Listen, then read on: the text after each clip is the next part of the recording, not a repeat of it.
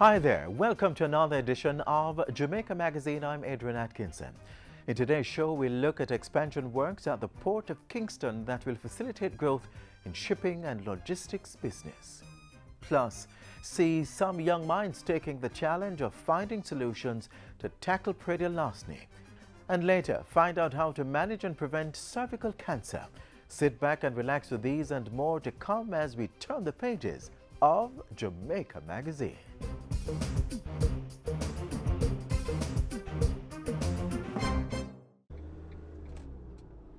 On our roads, remember, take time, be courteous, drive good, walk good. Don't drink alcohol and drive. Don't drive tired or sleepy. Don't tailgate and don't overtake unless it is safe to do so. And always drive at a speed which will allow you time to stop quickly and safely. Let's keep it safe on our roads. Major dredging and expansion works is taking place at the Port of Kingston as Jamaica moves to develop as a major player in shipping and logistics. It's part of government's push to facilitate economic growth and job creation through public-private partnership.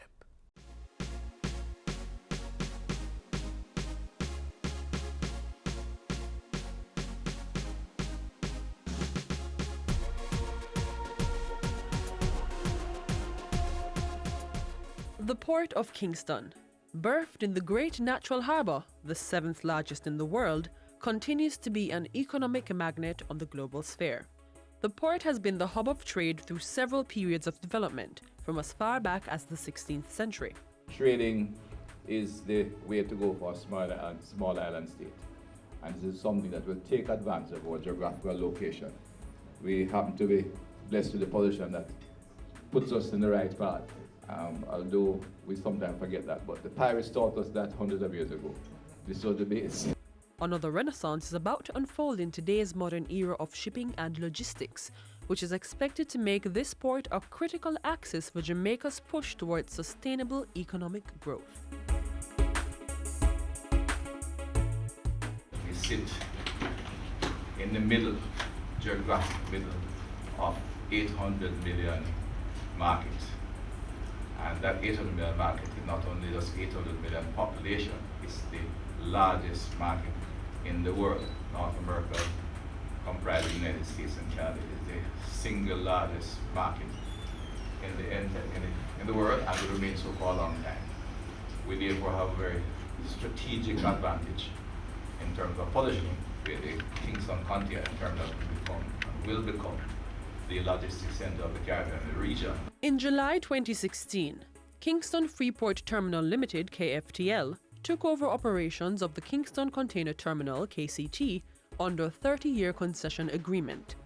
Kingston Freeport Terminal Limited is the local subsidiary of the French shipping company CMA CGM. The concession agreement gives KFTL the right to finance, expand, operate, and maintain the KCT for the duration of the contract. The divestment is already sparking significant investment in ports development. It confirms clearly that to divest to the private sector under the required conditions, economic activity that is done better by the private sector is the right role we're taking, and we have to pursue it aggressively in all areas. Since CMA CGM took over the port and began development activities, the container handling capacity has been increasing from 1.3 million 20-foot equivalent units, TEUs. And with expected new equipment for the expansion, the terminal capacity should soon reach over 3 million TEUs per year from the first phase of capital works. New, larger and more efficient ship-to-shore cranes with more container handling capacity is to be installed by the concessionaires, along with other critical works. When we get to 5 million TEU, we will be a major player, and that's when you begin to get all the spin-off, and that's what we'd like to get. We are confident that CMA CGM, with the support of the institutions of government that they require, will get there, and you'll see a very dynamic economic activity around the Kingston port and in fact in the entire capital city. According to the Chief Executive Officer of KFTL, Olivier Cretou, part of the overall terminal upgrade involves the build-out of a new information technology infrastructure supported by fiber optic cable. You know KFTL, Kingston Freeport Terminal Limited. We are competing with Panama, Caenwood, Cartagena, and other hubs in the region. And our target is nothing but being the number one. The CEO has expressed his appreciation for the staff, which he says will be increased over time. I keep repeating how proud I am to being the CEO of such an amazing team.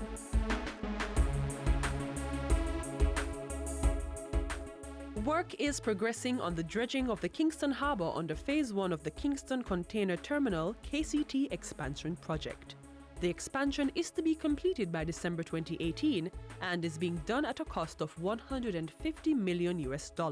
It involves deepening the entry channel to the Kingston Harbour and reinforcing the quay walls at Port Bustamante to withstand the greater forces imposed by bigger ships. This is to allow access by the new Super Panamax vessels which are passing through the region from the Pacific Ocean, following the recent expansion of the Panama Canal. So what we do 24 hours a day, 7 days a week, is do trips in between our dredge area and our dump area.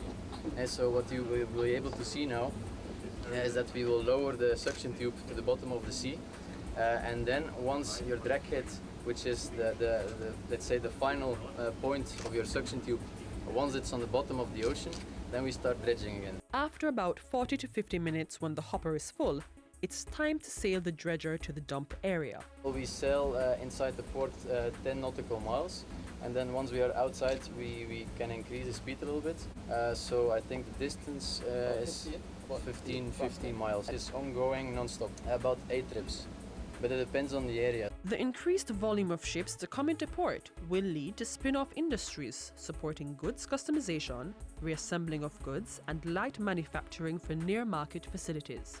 The responsibility of the Ministry of Economic Growth and Job Creation is to, through the Port Authority, is work closely with the concessionaire to ensure that all the other agents of government that impact on the activity will be aligned to ensure the project develops smoothly and efficiently and in a timely manner. The Port of Kingston, developing as an axis for economic growth.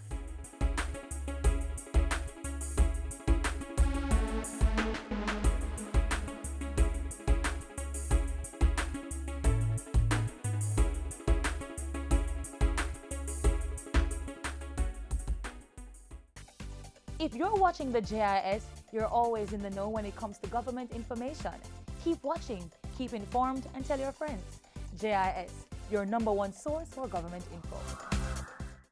Nobody want to plant the can. Everybody want to read the band. Who you are go blame it on when it's a next man? You are deep in pan. Well, you're wrong.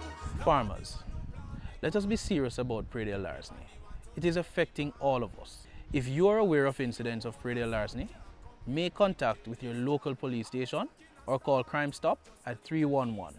Predial larceny is everybody's business.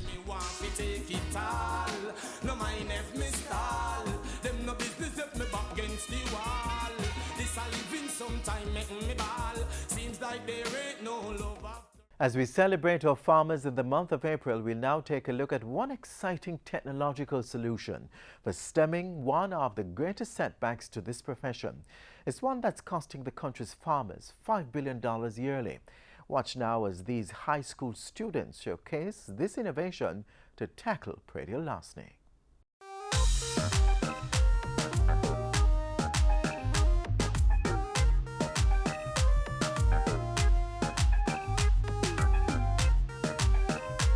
Agriculture, the bread and butter of our farmers, the source of food for the nation, and a sector that contributes to economic growth and job creation for the country. However, despite the importance of this sector, it is being plagued by predial thieves, resulting in billions of dollars in losses each year. If that is not corrected, no matter what we do in this country to encourage agriculture, it will, if not totally fail. So the time has come. And I say to the predial larceny unit, and I say to the security forces generally, the time has come to put an end to this plague on our land. So government has put measures in place to safeguard the livelihood of farmers and protect consumers. The establishment of a predial larceny prevention unit is one such measure that has been helping to decrease produce and livestock theft. Members of the unit have been meeting with farmers and sharing tips on how to protect their farms. But the conversation doesn't stop there. Persons and organizations with vested interest in agriculture are lending their support in the fight to curtail predial larceny. Their technical high school has encountered predial theft, and so its students have come up with a technology-based system to secure farms. This is a system where we have integrated different technologies in order to give us one system. So we have integrated laser beams, light and sound and visual. So here, the laser beams will surround the circumference of your farm. So anywhere on the farm you break, a laser beam will come on. And once that laser beam come on, the thief won't know about the laser beam, it's only the farmer. So that will more give you security on your farm. Using the same laser system, the students have also designed a portable security system called a handy box that farmers can set up anywhere on their farms. The farmer must place the laser box at any section of the field, and the receiver box should face it at the opposite end. If a thief should pass through these two units, a signal is given. This is an example of the handy box. So this is a box containing the laser, and this is the box with the receiver. So once you break the laser beam, it gives you sound and also light. And the visual is 360 degrees on your farm. Justin tells us some of the things that are needed to set up the security system on your farm. You'd need your camera, and we'll use IP cameras on the farm that give us wireless signal, and also we need our lasers. And based on the size of your farm and the range of you'd buy that amount of lasers, and you'd also need lights and an amplifier to amplify your sound. Applied technology demonstrated by our youth to reduce farm theft. They are making themselves part of the solution to a long-standing problem that's affecting the agriculture sector. I know as a fact that the young generation is determined to make a success of their country. We in Jamaica are in good hands.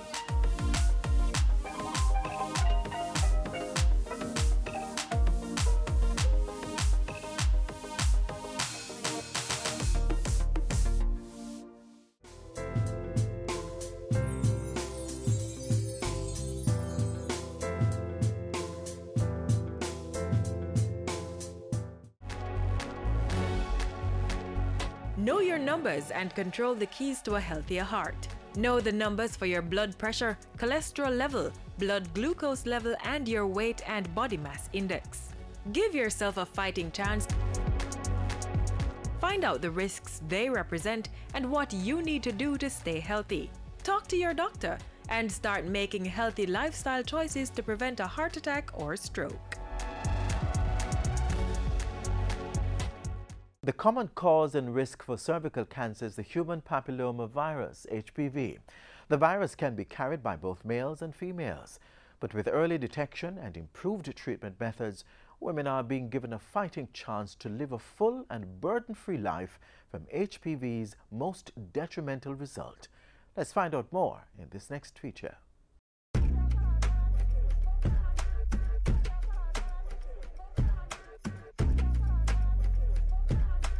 It's an awful multiplication of cells out of the normal that take over your system rather than the normal cells. That's what it is.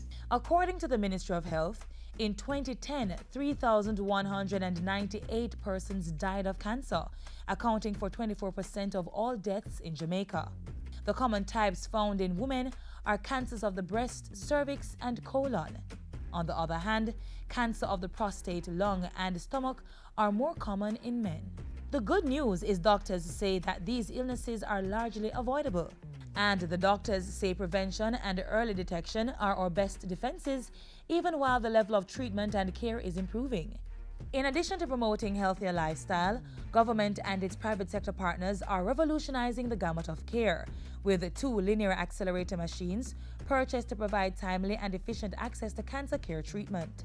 Our most vulnerable patients are targeted to have access at no cost at centers of excellence being established at the St. Joseph's Hospital and the Caenwood Regional Hospital. Changes in standard of living, introduction of screening methods, and public health education and promotion have impacted the distribution of cancer seen in Jamaica over the years.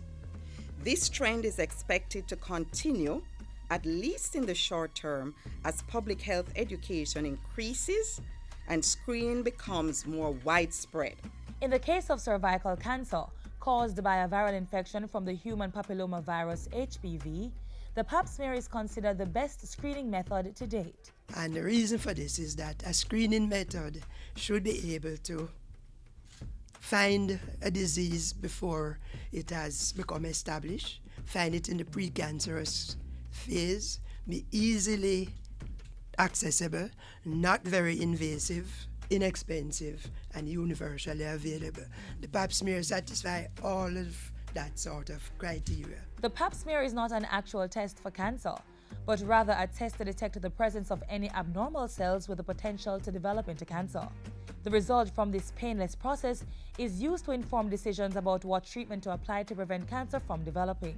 A sample of cell is taken, sometimes even with a little brush, so there's no scraping and clipping and all of that like what the perception is out in the street. Squamous cells, which are cells lining outer layers in areas such as the lung, hand middle, mouth, vagina, and cervix, are usually affected by the human papillomavirus. The virus gets to the cervix during intercourse and has the ability to transform the normal cells into precancerous ones. You hardly ever get cervical cancer in women who have never had sex. From the getting the virus to getting cervical cancer can take 15 years or more. The recommendation is for annual screening to detect, monitor, and treat with any incidents or progression that might be taking place. The next reason for annual checks is that there is no test that is 100%. You know, all tests have false positive and false negative. You could do a smear and it is normal, but something is there. But if you keep doing it, it will pick up something.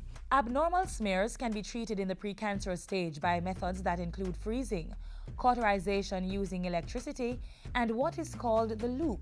That is, removing the bad area and having what is called a cone to abort the process. Where cancer has developed, treatment will involve radiotherapy and chemotherapy and possibly major surgery. In an aggressive move to reduce local cervical cancer cases, the government of Jamaica has taken a decision to introduce human papillomavirus HPV vaccines to protect against high-risk strains of this family of viruses. HPV vaccines are recommended for preteen girls and boys ages 11 to 12, providing immune protection from the virus before exposure. We have two types. We have one that has, they call bivalent. It vaccinates against two types of HPV, 16 and 18, because HPV are numbered. And there is one that is quadrivalent that vaccinates against 6, 11, 16, and 18. 6 and 11 vaccinate against genital warts, while 16 and 18 vaccinate against 70% of cervical cancer. There is a new vaccine yet to be introduced that vaccinates against 9 types of HPVs. This has the potential to prevent up to 90% of cervical cancers. We are going to do better when we have the cervical cancer HPV vaccines. Take the necessary actions to stay healthy. Get screened yearly, eat well, exercise, and get vaccinated.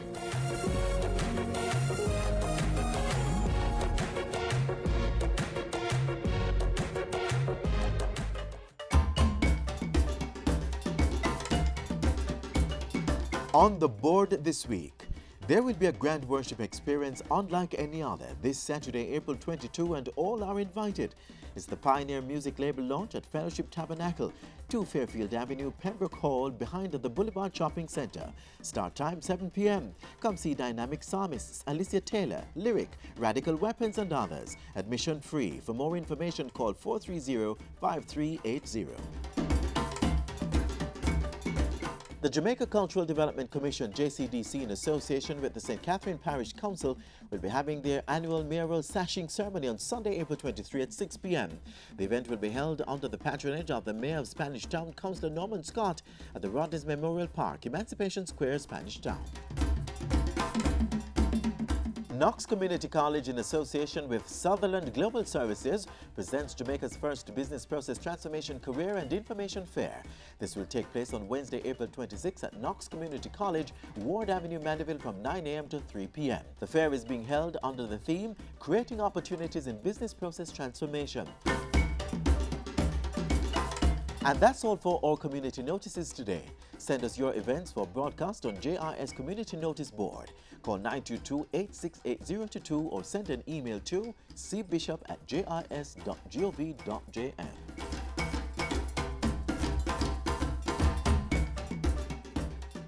Up next, our news of the week. Hi there, I'm Simone Wolf with your JIS News of the Week. The International Monetary Fund released a statement this week expressing confidence in Jamaica's continued economic growth and government's programs towards fiscal responsibility. The statement also confirmed the IMF Executive Board's approval of Jamaica's first successful review under the Precautionary Standby Agreement. Minister of Science, Energy and Technology Andrew Wheatley made his sectoral presentation on Tuesday and announced free Wi-Fi service was being provided at 4 new locations across the island. These are initiatives geared towards improving the lives of all Jamaicans. We are ensuring, Mr. Speaker, that every nook and cranny we have connection. We are touching the lives of every corner, every single Jamaican. He also announced that a new regulatory authority was being established to replace the Government Electrical Inspectorate. The new entity, called the Government Electrical Regulator, GER, will revamp the entire application, inspection and licensing processes, making them more efficient. The GER will be guided by the Electricity Act, and the related regulations that are currently being finalized will provide for the outsourcing of inspections and certification of premises to be electrified to suitable qualified persons from the private sector. The sectoral debate continued on Wednesday with Local Government Minister Desmond McKenzie, who announced that starting this fiscal year, parish councils would get access to $515 million to provide fire, education and funeral assistance grants as well as indigent housing to citizens. For many years, councillors have been able to do little more than comfort their constituents in the immediate aftermath of a disaster. This is why tangible changes are being made, starting this year, to give the elected councillors the financial tool to be effective. On Wednesday, Prime Minister Andrew Holness officially handed over the upgraded curfew home for Army veterans at Cross Keys in Manchester. We owe them our freedom. We must practice kindness and we must lead by example. We must be each other's keeper. We must show how much we love our beloved country, Jamaica, by loving our neighbors and loving those who labored for us. Following a meeting at the Education Ministry Wednesday night, it was announced that a special task force was being set up to review the barring of financially delinquent final year students at the UEMONA campus from sitting exams. The task force will consider various proposals for getting students in compliance and clearing a pathway for them to sit their exams. The Education Ministry also announced a $300 million allocation to help financially challenged students at the UWI, the University of Technology, and the Caribbean Maritime Institute. Portfolio Minister Senator Roel Reid says the funds are intended to help needy students and is not a means to pay the fees for all students who owe their universities. Jamaica's counter-terrorism mechanism has been bolstered with the signing of a Memorandum of Understanding between the National Security Ministry and the Caribbean Maritime Institute for a national training initiative in counter-terrorism management. The greatest threat to investment is security. And if Jamaica is pursuing investments internationally, the first thing you have to ensure is the safety of the people who are coming to invest. It's also important if you're seeking to use a multimodal approach to transport. Everything has to have a seamless connectivity in respect of security. 40 students from the Jamaica Constabulary and Defense Forces, Customs, the Financial Investigations Division, and the Passport, Immigration and Citizenship Agency will pursue a postgraduate diploma in Strategic Counterterrorism Management at the CMI. Foreign Affairs Minister Senator Kamina Johnson-Smith announced this week that there has been an 82% reduction in the number of Jamaicans denied entry to Trinidad and Tobago between March 2016 and March 2017. I think this is a great success for the team. It has required work between the government of Jamaica and the government of Trinidad and Tobago. It has required work on behalf of by our mission in Trinidad, and it has required work by our team here that has prepared not only the brochure which you have received, but they have actively been educating people about travel within CARICOM, within the CSME, ensuring that persons can take the decisions they need to take in order to ensure that they have a positive experience when they travel.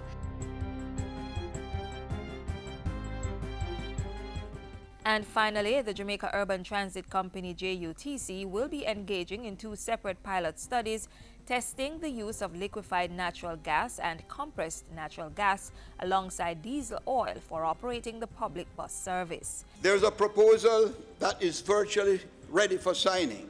This is to be rolled out under the JUT stewardship at Montego Bay Metro Bus Company in the second city through a bus and fuel supply platform, along with technical guidance from New Fortress Energy. And those were some of the stories making news this week. I'm Simone Wolf.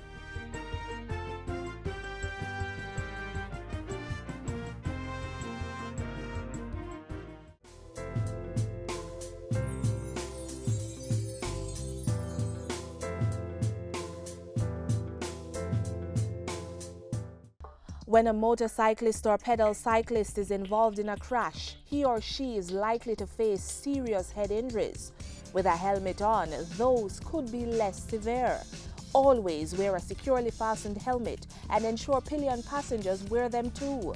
Never reuse a helmet once it has taken a hit. Avoid drinking alcohol and other distractions. Do not bob and weave through traffic or ride facing the oncoming traffic. And remember to follow all established rules of the road. Avoid the legal and physical penalties. On the road, safety comes first. Obey the rules and save lives. And that brings us to the end of today's edition of Jamaica Magazine. Join us again tomorrow and we'll do it all over again. Until then, you can click online at jis.gov.jm and please visit our YouTube channel to get the latest government information. Also follow us on Twitter and Facebook and download our app from the Google Play Store to stay informed. I'm Adrian Atkinson reminding you to take care of your health, eat well, exercise, and make every day a productive one.